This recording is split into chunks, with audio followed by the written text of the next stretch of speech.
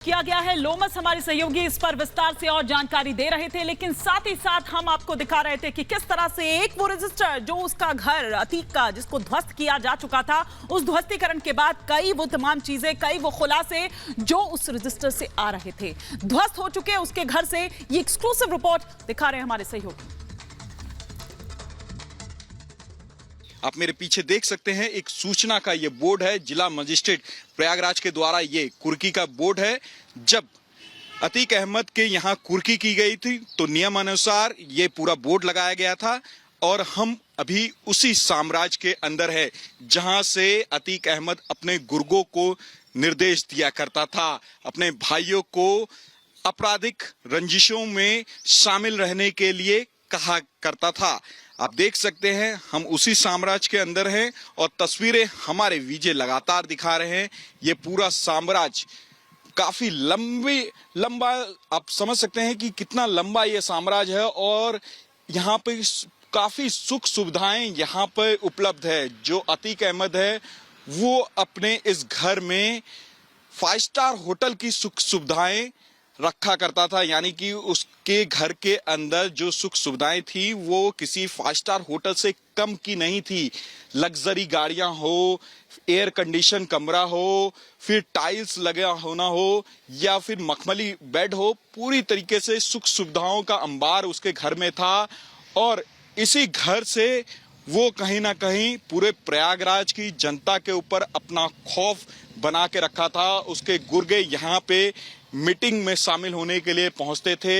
यहाँ पर कहा जा रहा है कि ये जो घर है यहाँ पे अतीक अहमद अपने परिवार के साथ रहा करता था।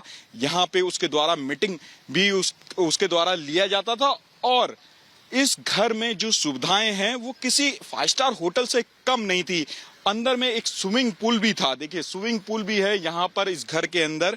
ये आप देख सकते हैं, स्विमिंग पूल जैसा यहाँ पे आपको निशान मिल जाएगा। ये एक पूरा एरिया है जहां पर वो स्विमिंग पूल के तौर पर इस पूरे एरिया को इस्तेमाल करता था।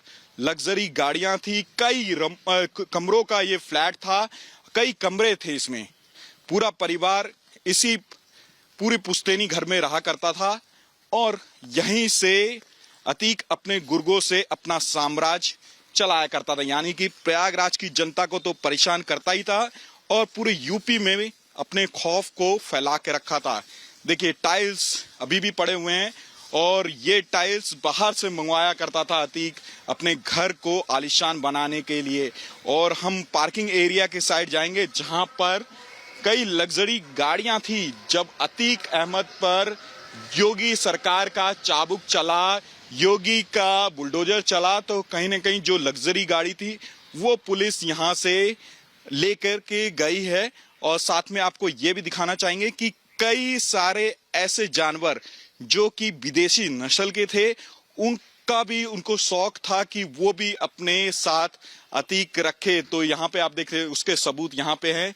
3 विदेशी नस्लों के यहाँ पे डॉग मौजूद हैं और अभी फिलहाल में जो स्थानीय सरकार है, जो स्थानीय प्रशासन है, उनके द्वारा इनकी देखभाल की जा रही है। देखिए, यहाँ पर अभी उनके दिन के खाने को तैयार किया जा रहा है और साथ में एक कर्मी को यहाँ पे लगाया गया है जो स्थानीय प्रशासन है और जो पशुपालन विभाग है उसके द्वारा यहाँ पर उनको खाने के लिए दिया जा रहा है। साफ तौर पे किस प्रकार से अतीक अहमद का ये साम्राज्य था, काफी दूर तक ये पूरा साम्राज्य फैला हुआ था।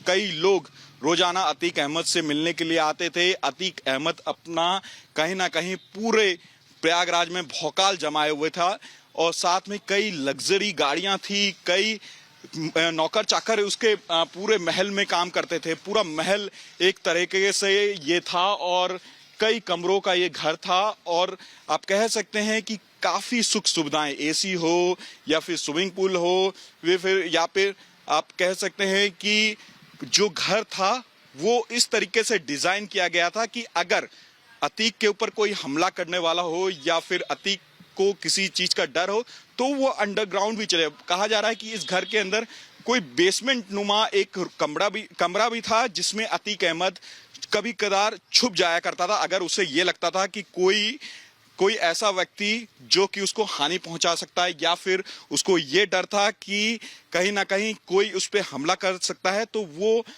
अपने बेसमेंट नुमा घर में छुप जाया करता था। देखिए अभी भी कई सारे उसके साम्राज्य के निशान बचे हुए हैं। कुर्की के बाद ये पूरे ढा दिए गए। योगी सरकार का जब चाबुक चला तो कहीं ना कहीं इसको पूरी तरीके से मिट्टी में मिला दिया गया।